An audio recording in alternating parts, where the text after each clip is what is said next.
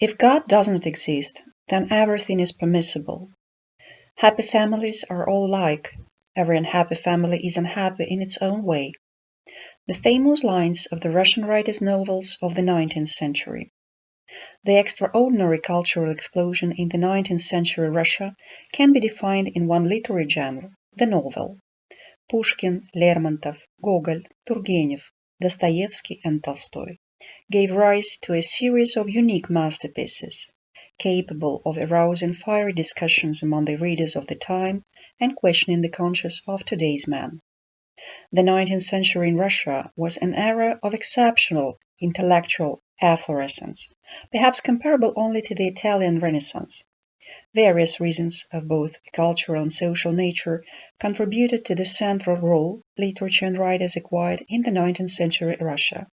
In fact, the writer's life becomes a real mission and his works a search for cultural, ethical, and social truth. Pushkin stands out at this moment in the panorama of Russian literature as the national genius. All aspects of literature and poetry were united in him in a wise and harmonious balance that made his work the manifesto of the Romantic movement and the inspirer of realism. Thanks to his work, destined to leave its mark on all Russian literature, the verse novel Eugene Onegin, modern Russian realism was born. That realism, which has as its basis the serious discussion of everyday life reality, the inclusion of everyone and daily events in a recognizable historical period. In the meantime, the great realism movement continued to flourish with the prestigious names of writers such as Turgenev, Dostoevsky, Goncharov, Saltykov-Shchedrin and Tolstoy. Turgenev's Fathers and Sons, a novel in which the clash of generations became the symbol of an outdated Russia destined to open up to the new man, gave rise to endless controversy. However, the 19th century literature reached its highest expression with the works of Dostoevsky and Tolstoy. Dostoevsky is the great performer of the soul's anxieties, the conscience's conflicts, the spirit's wounds, while Tolstoy is the great poet of life, the analyst of the values of existence, the painter of the reality.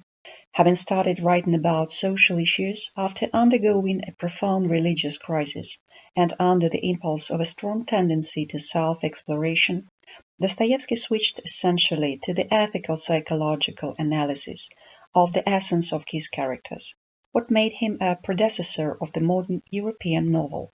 The search for truth and profoundness of spiritual experience unite Dostoevsky with another great Russian novelist, Lev Tolstoy, despite the radical difference of thought, life, and literary pathways.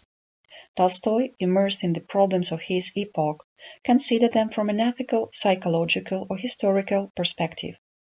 Inspirer of Gandhi's way of thinking, Lev Tolstoy is considered one of the greatest representatives of the 19th century literary realism. His harsh disapproval of the way of life of a man whose path has taken a completely antithetical direction to the Christian principles of equality, brotherhood, and rejection of all possessions underlines the relevance of his thought. It's impossible not to mention the influence of Italy on Russian poets and novelists.